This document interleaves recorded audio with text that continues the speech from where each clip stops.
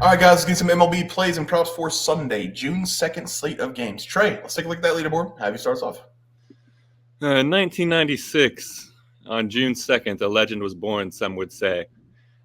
Trey Tyndall, born 1996, June 2nd. That's me. It's my birthday today. I need to get some winners on the board. I am praying to the betting gods that they're going to bless me today with some no-sweat bets. They didn't bless me yesterday with a no-sweat bet because I gave out the under 3.5 total runs in the first 5 innings in the Cardinals vs. Phillies game. There was 5 total runs scored. Sonny Gray, he did not do his job. It was a little bit frustrating, but hey, another day, another dollar. Yeah, I said this on the member side. Happy birthday. You never tail a man on his birthday, so I'm going to take everything you take today. Looking for a sweep out of you today. I had a 1-0 day yesterday. Padres on the first 5 money line. Joe Musgrove did not pitch, had an injury flare-up on his arm. No problem, though. The Padres able to put up a lot of runs on the Royals. I think they won 5-2 in the first 5, so 1-0 day there. Trey, let's go to the props. Have you start us off? Yeah, and Joe Musgrove pitching threw a little wrench in my Salvador Perez pick over 1.5 hits plus runs plus RBIs because Perez, he went 0 for 4. If Musgrove was there, I already know he would have went 4 for 4 because that's how life works. And I also gave out Sean Manaea over 2.5 earned runs allowed versus Diamondbacks. Manaea, he had his worst start of the season, allowed 5 total earned runs. It felt great about that, at least. Yeah, my loser yesterday was Chris Sale. Had one of the worst games I've ever seen him play in against the Athletics. I thought he was going to be really good, but he's had a lot of consecutive starts on a road great, so I'm sure he was due for an off day. He did not have his stuff today, had over 7.5 strikeouts. I think he only finished with 4 before he got pulled. My batting prop was Julio Rodriguez. He had 3 hits in the game. All of them were singles. He went 2 for 2 against Reed Detmers in the first 2 at-bats, so no sweat bet there. Trey, let's go to the play for tomorrow. Have you start us off? Yeah, guys, I'm going to be talking about this Arizona Diamondbacks going up against New York Mets game. And this is going to be an entertaining game to watch because we're going to see a lot of runs being scored here. Give me the over 8.5 total runs in this game. This should honestly be at 10.5 if I'm being honest with you because both teams, they're throwing out some doo-doo pitchers. The Diamondbacks, they're throwing out Brandon Pfaadt. And Pfaadt, he has a 2-4 record with a 4.16 ERA paired with a 1.07 whip. And Pfaadt, he has had an up-and-down sophomore season so far, and everything besides his fastball basically is just getting lit up. And I expect that to continue in this game. And the Mets, they're throwing out Jose Quintana here. And Quintana, he has a 1-5 record with a 5.06 ERA paired to 1.36 whip.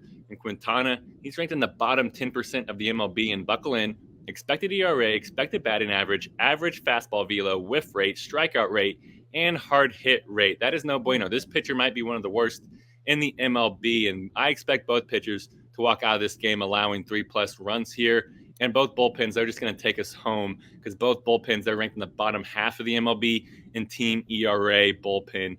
So both teams, they already average over this number with a combined average score of 8.75 runs per game. And with these two pitchers that we have, I think this is going to get the double digits here pretty easily. Give me the over 8.5 total runs in the Diamondbacks versus Mets game.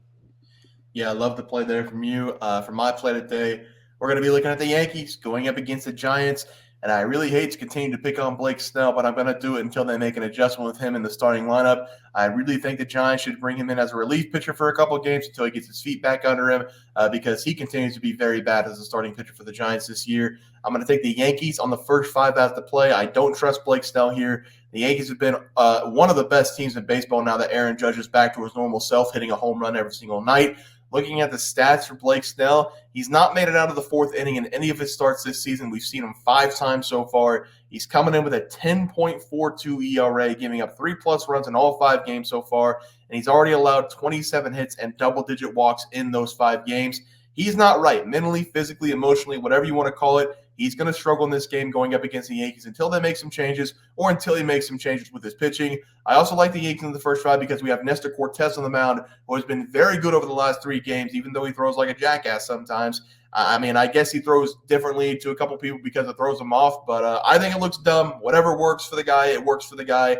Over the last 3 games, he's only given up 2 runs, and he's been able to work 5+ innings in all 3 games, and that's good enough for me to take the Yankees in this one going up against Blake Snell. We've got the better batters. We've got the better arm. I'm taking the Yankees here, -0.5 on the first 5 as the play. Trey, let's go to the batting props. Have you start us off?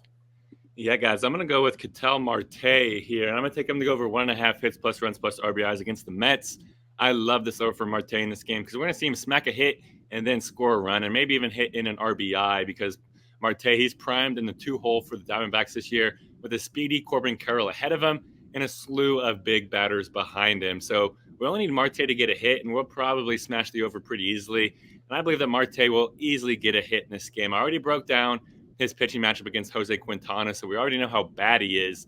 But Marte, he's faced off against Quintana in 11 career at-bats. And Marte, he has a career 364 batting average against Quintana. So look for Marte to come in this game confident. We're going to get a lot of opportunities with him being placed near the top of the Diamondbacks batting order, and that's what I love with my overs. So give me Ketel Marte to go over 1.5 hits plus runs plus RBIs against the Mets. Yep, I love it there again. My batting prop, Fernando Tatis Jr. over 1.5 bases is going up against the Royals. The Royals, they're moving around the starting rotation a little bit because I'm not entirely sure if it's going to be Cole Rogan in this game, Michael Walker, or Seth Lugo. They've been changing the starting projected pitcher all day long. Right now, it says Cole's going to be on the mound, and I do have a buddy going to the game. He's going basically for Fernando Tatis Jr., and I'm going to take him over 1.5 bases as a play and to hit a home run in this game with the wind blowing stiffly out Kauffman Stadium. Fernando Tatis Jr. has been very good in the first 2 games against Royals in this series, collecting a total of 5 hits, and he hit a home run in yesterday's game. He's now coming in with a 261 batting average, and he's collected double-digit hits in 3 of his last 4 games. If the Royals do go with Cole in this one, which they probably will because he's projected starter right now, he's coming in with a 3.36 ERA, and he's been very streaky this year. As a Royals fan, he's been good more times than bad, but on the mound over a couple of games, he's had some really, really, really bad starts. Just over the last 10 games, he's given up 7 runs to the Angels, 7 runs to the Orioles, just in random starts. He's also been struggling with his control over the last 6 or 7 starts, having 2 or more walks in 5 of the last 7 games. His control might be a little off in this game, and against one of the best hitters in baseball, that could lead to some trouble for the Royals. I'm taking Fernando Tatis Jr. here, over 1.5 bases and a hit home run as the 2 plays. Trey, let's go with the pitching props. Have you start us off? Yeah, guys, I'm going to go with one of Bears' favorite pitchers here. Give me Jake Irvin, but I'm going to take him to go under 5.5 strikeouts versus the Guardians. I do love this under for Irvin in this game because, in my opinion, we're going to see him struggle to strike out batters throughout this one, even though Irvin, he might be coming in as red hot as can be in his young career because over his last 2 games, Irvin, he's averaged 8 strikeouts per game, which is well above his 4.9 strikeout per game average. But I believe that Irvin is going to come back to reality just a little bit and get less than 6 strikeouts here in this one.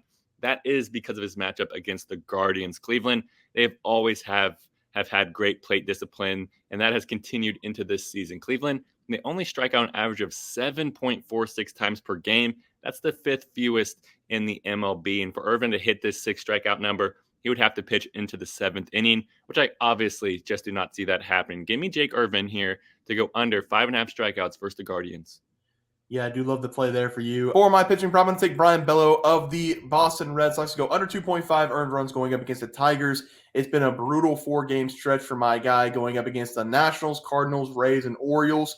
His ERA has gone up a full point over the last 4 games, giving up 3+ runs in 3 of the 4 games, and he hasn't been able to go very deep in any of these games either. This is his chance to have a great start, a quality start, giving up 2 runs or less going up against the Tigers, who have been hovering between 25th and 20th in batting average every other day in the MLB. This is not a team who's great at hitting, and this is also not a team who's very good at hitting home runs, and that's really the only problem I'm worried about with Bello in this game. The Detroit Tigers are hitting 0.91 home runs per game. That's bottom 10 in the league. If you remember watching this kid last season, he gave up way too many home runs. He's doing kind of the same thing this season, giving up 8 already. Giving up a few home runs, that's okay as a starting pitcher, but over the first 9 games, he's given up 8. So he's basically giving up a home run every single game. I do think he's going to have a bounce-back performance in this one going up against the Tigers, who are one of the worst hitting teams in baseball with their batting average, and they struggle to hit the ball out of the ballpark. I'm going to take my guy here, Brayan Bello, under 2.5 earned runs going up against the Tigers as the play. Trey, let's take a look at the graphic. Have you start us off? Yeah, guys, I went the over 8.5 total runs in the Diamondbacks versus Mets game. Way too low. I feel like Jose Quintana might give up 9 runs himself. Also going with Ketel Marte over 1.5 hits plus runs plus RBIs versus that Mets team. Ketel, he's going to hit a dinger, and it's going to provide us with some runs in our game pick as well. And lastly, Jake Irvin under 5.5 strikeouts versus Guardians. Guardians, they do not strike out. Irvin, he's been striking out a ton of people here recently, but I'm going to expect him to come back to earth just a little. Yeah, I'm going to take the Yankees here in the first 5 -1/2 going up against the Giants. Do not trust Blake Snell at all in that game. Then Fernando Tatis Jr. over 1.5 bases and to hit a home run. We got a 15-mile-an-hour wind blowing stiffly out of Kauffman Stadium. Love that play there. Then Brayan Bello under 2.5 earned runs going against the Tigers. Tigers offensively haven't been great this season.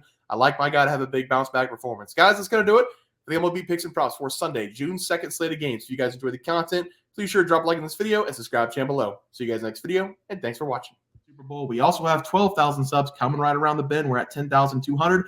We're going to give away 2 tickets to anybody to any game they want. NBA, NFL, college basketball. It doesn't matter. We can wait until the new season for NFL. Any game you want to go, whenever we get to 12K, we're going to have that giveaway coming up as well. Leaderboard. We had multiple questions this morning about how to become a member for the YouTube channel. Let's do that really quick tutorial. You're going to go to youtube.com. You're going to go to Bears Profit Plays. You're going to search it in. You're going to hit our thing. There's a join button right just to the right of subscribe. You can click that. There's 2 options. You have the Bear Pack for $4.99. That gives you access to YouTube member plays. And then you have the Bear Pack Gold for $7.99 a month. That gives you access to our member plays on YouTube. And it gives you a 1-month membership to our website, bearsprofitplays.com. So if you get the Bear Pack Gold, you save yourself $2 a month. A little bit cheaper if you want to do that. But that is the tutorial for anybody that needed it. We had multiple questions today through email about how to do it, and it wasn't working. But if you want to know, there it is right there. Trey,